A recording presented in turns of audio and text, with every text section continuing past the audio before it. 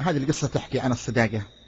فاجمعت الصداقة بين شابين، فكانت بينهم صداقة على أعلى مستويات الصداقة، فكانت ظروفهم أجبرتهم أن يتفرقون. فواحد رحل أبوه للعراق، وواحد بقى في نجد أو في المملكة.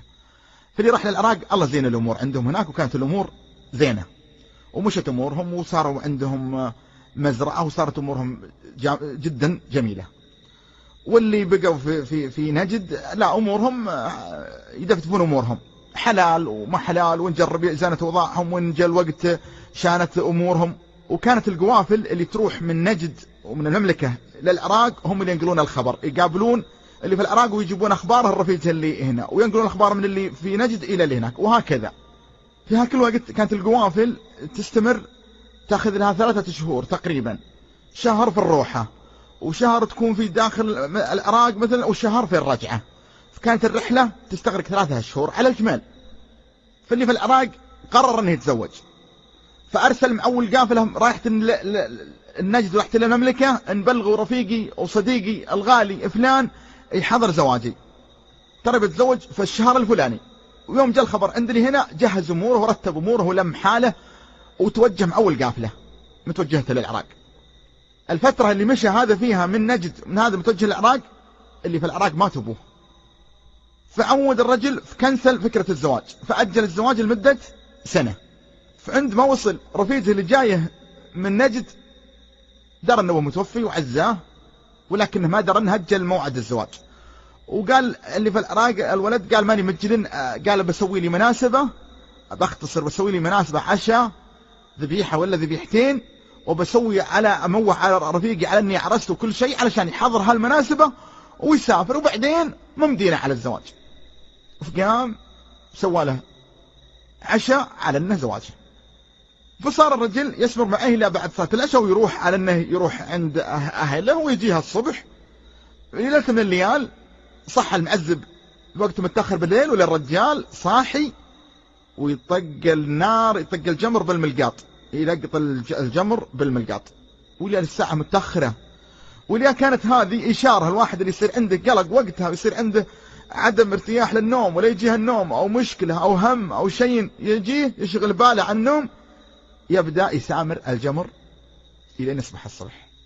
فهذا درى أن معز أن ضيفه عنده مشكلة، جاء الآن درى له يقول السلام عليكم يا فلان، وش اللي مصحيك بهالليل وجايني؟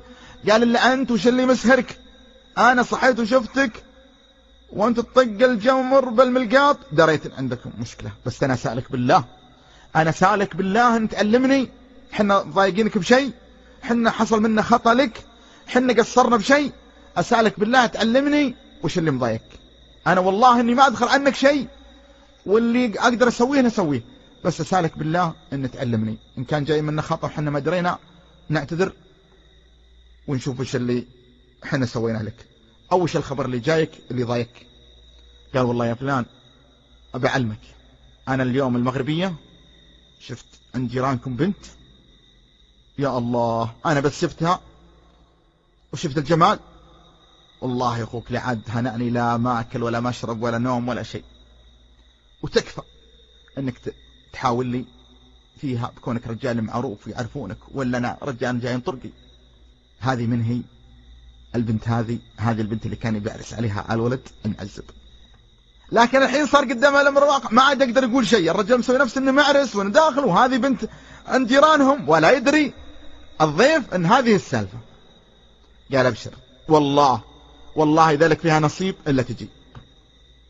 قام الولد وراح لعمانه اللي مزوجينه، قال الربع هذا رفيق لي، والله رجال كفو واطيب مني، واليوم سالفتي كذا كذا كذا، وانا متنازل عن فلانه، ابيكم تزوجوني. ومن ناحيه الرجوله والله انا رجال كفو وانه اطلق مني. قالوا يا ابن الاجواد ما دام انك فضلت على نفسك وانه رجال كفو والمعروف لكم ولابوك، وحنا نعرفكم ونعرف ابوك وزوجناك، لكن ما دام انك بهالمكانه وبهالموقف حنا ما عندنا مانع. قام الرجال تزوج ضيفه وصاحبه بهالبنت اللي كانت زوجته السابق، فجهز لها الأمور. ما كان هذا جاي ما معه شيء، فهذاك رعى الديرة ورتب لها الأمور وتمام مثل الزواج، وسوى لهم العشاء وضبط الأمور وجهز لهم الذلول وجهز لهم. قال أنت بتسكن معي في العراق وتبقى معي هنا، أنت معزز ومكرم الله يحييك، رجال مشتاق لديرتك وجماعتك، ترى ذلولك جاهزة وعزبتك جاهزة وأغراضك جاهزة من إلى. قال له والله أننا مشتاقين لديرتنا ونبي ديرتنا وربعنا. قال ها ترى فك السلامة، هذه الراحلة جاهزة والكلايف موجودة عليها وكل شيء تبيه. فأخذ الرجل زوجته وتوجه وجاء لين وصل في دياره في نجد اللي في العراق. بدت الأمور معه تدهور، بدت الأمور تغير، بدت التجارة تناقص أمورها، بدت الزراعة تضعف، بدت الحلال يقل، بدت إلا فترة إلا الرجال ما عاد يرى له قعود في العراق، لحيث ما عاد في شيء يشجعه فالبقى في العراق. طبعا يسأل عن رفيق اللي رجع في نجد، رجع في المملكة، يسأل عنه ويجي اللي رجع هنا في المملكة زانت أموره، وصار الرجل تاجر، وصار عنده تجارة، وصار عنده بيعة وشرية، وصار رجال معروف، وصار رجال سمعته ترفع الراس، وصارت علومه طيبة، وصار رجال وضعه المادي زين. وهذاك انعكست الأمور وقامت الأمور تقلص. قال ما دام رفيقي أصل رفيقي، ما دام رفيقي بخير فأنا بخير، حتى لو قلت عندي باب رزقي وسيلتي اللي أنا أتعامل فيها. فأود الرجل باع مزرعته وصفط أموره في العراق كلها وجاء طالع، ولين حل على رفيقه ضيف. يوم جاء رفيقه ضيف، طبعا الأخبار تنقل بينهم، يعني الفترة هذه كلها رفيقه اللي هنا يدري أن هناك تغير وضعه، وأنه الحلال قل، وأن الزراعة اندمرت، وأن الأمور قلت، ويعرف عنه كل شيء، يعني يعرف بس أنه يعرفه من نقل الأخبار. الحين جاء الرجال وحل على رفيقه ضيف. عندما حل عليه ضيف، وهذا الرجل صار من أعيان المنطقة اللي هو فيها، وصار رجل تاجر ورجال له مكانه. أنت يا رفيقه اللي في نجد، ها وش السالفة وش اللي غير أمورك؟ يسأل أنت يا النجداوي، يسأل رفيقه اللي جاء من العراق. قال الله الوضع كذا كذا كذا كذا والأمور بعتها. الحين جيت ما عاد عندي شيء أبد. قالوا شو نفكر الحين فيه، وش تبي؟ قال والله يفكر فيه، أبيك تعطيني مبلغ من المال، وأنا رجال عندي خلفية عن التجارة والبيع والشرية، وبشغله وبرتب الأمور، وبعدين إن شاء الله تبتزين إن شاء الله الأمور وبتيسر الأحوال. قال أعطيك مال؟ قال أنا ماني معطيك مال، أنا بعطيك رفدية، برفدك رفدة. قال لي ولد أنا ما جيت استرفد، أنا ما جيت، أنت رفيجي وأنت حزامي وأنت ذخري، يعني ما هي سالفة رفدة. قال لا والله أنا بعطيك رفدة وأمشي لك على التجار اللي حولنا وبكلمهم لكم وهم مقصرين، يبي يعطونك اللي يعطونك، يولد أنت صادق. قال لا هذا الكلام اللي عندي. اللي والله يوم تغيرت المعلومة وتغير المزاج وتغيرت الأشياء وهو يقوم. قال وين تبي؟ قال عشاك صاير. قال يا رجال الله لا يكثر خيرك، لا بيلك لا عشاء ولا بيلك، جيب الحلال عشاك. قال الله لا يجود عليك، ما بيلك لا عشاء. أنا ظانا فيك ظن وخيبت ظني. هو يقوم ويطلع من عنده. كانت الوقتها دورة المعوشة صعبة، ما في لا وظائف لا في شغلات لا في شيء. وش تشتغل فيه؟ إن كانك تشتغل عند واحد في قرية بتكون في زراعة، في حرث زراعة ولا هذا، ويلا بقوت ليلتك ولا بقوت يومك.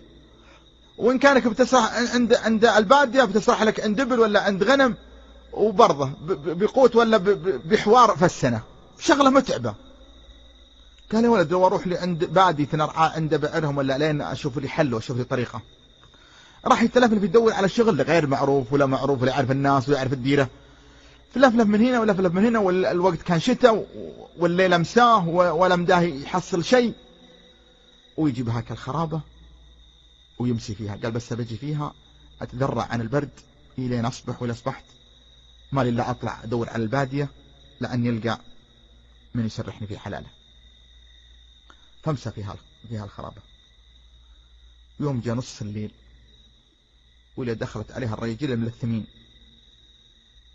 دخلت عليها الرجال الملثمين بصندوق، ويوم جاء يحطون هنا لين لهم عليه، هم يمسكونه. وش عندك انت حرامي انت شنت؟ قال حرامي. ما عاد دروا وش يقول لهم.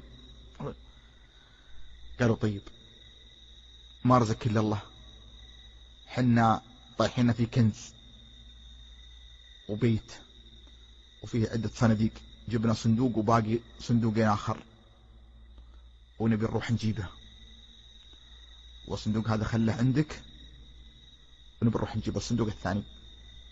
يقولوا يسلمون الصندوق ويرجعون مع دربهم. يقول انتظرهم شوي لورانا الصبح. يوم أصبح عليهم الصبح ولي والله ما جو. يوم شاف الصبح قرب حفر لها الصندوق ودفنه في هالخرب هذه وراح ولف حوله وانتظر حد يجي لهالمكان. انتظر غابت الشمس أمس الليل. قال بيجون الليلة الثانية. قال يمكنهم مسكوا ولا صار لهم مشكلة ولا ذبحوا ولا ما أدري ايش صار. من بعد ثاني ليلة من ثالث ليلة هو يفك الصندوق. فك الصندوق وليا جنيهات في الصندوق. وياخذها الرجال وياخذ من الصندوق شوي على قد اللي يحتاجه وينزل به السوق ويقعد يشتري في السوق ويقعد يبيع ويقعد يشتغل ويقعد يطقطق في الأمور ويقعد هذا وتزين أموره. وكل شوي ويرجع وياخذ له مكان وينقل تالي صندوقه فيه ويتعامل معه راعي دكان آخر ويفتح وياه دكان ويشتغلون. المهم مش بدأ الرجال يشتغل وشوي لأن الرجال وقف على رجوله لأن صار الرجال راعي دكان وصار الرجال وضعه زين. وهو يبدأ يعمر له بيت. يوم زانت الأمور وزانت وأسس الدكان وضبط الشغل في الدكان والفلوس والجنيهات موجودة. بدأ الرجال يعمر له بيت ويجهز البيت. يوم جهز البيت ولقاه جايته مرة كبيرة ومعها بنت. طقن عليها الباب قال يا الأخو حنا بنقوم لك. أنت عندك أحد في البيت؟ قال ما عندي أحد. قال حنا بنقوم لك في البيت بنخدمك وبنقدم لك أكلك وبنقدم لك تنظيف البيت وتغسيل البيت ولا نبي منك شيء. نبي بس قوتنا بس عشانا وغدانا.